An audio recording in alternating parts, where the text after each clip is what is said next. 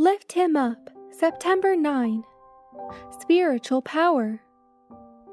And I pray that you, being rooted and established in love, may have power together with all the saints. We are to reflect the character of Jesus. Everywhere, whether in the church, at our homes, or in social intercourse with our neighbors, we should let the lovely image of Jesus appear. This we cannot do unless we are filled with his fullness. If we would become better acquainted with Jesus, we should love him for his goodness and excellence, and we should desire to become so assimilated to his divine character that all would know that we had been with Jesus and learned of him. It is by carrying out in our lives the pure principles of the gospel of Christ that we honor and glorify our Father, who is in heaven.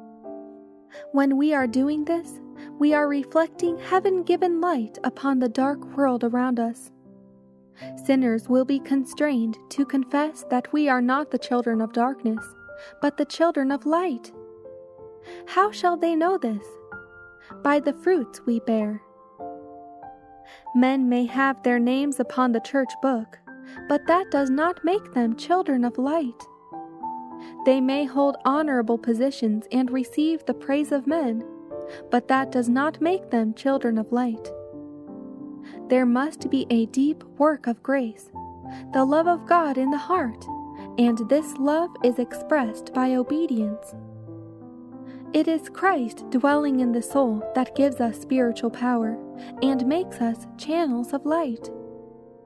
The more light we have, the more we can impart to others around us.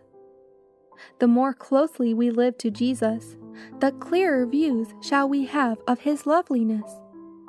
As we behold him in his purity, we discern more clearly our own faults of character. We yearn after him, and for that fullness that is in him, and that shines out in the perfection of his heavenly character. And by beholding, we become changed into his image.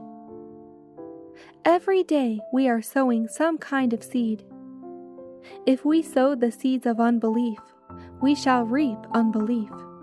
If we sow pride, we shall reap pride. If we sow stubbornness, we shall reap stubbornness. For whatsoever a man soweth, that shall he also reap. Our hearts may be filled with all the fullness of God, but there is something for us to do. We must not pet our faults and sins, but put them away and make haste to set our hearts in order. When this is done, let us take the key of faith and unlock the storehouse of God's rich blessings.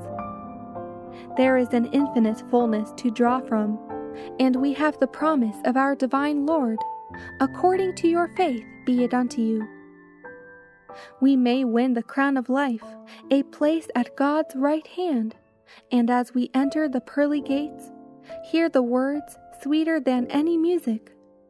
Well done, good and faithful servant.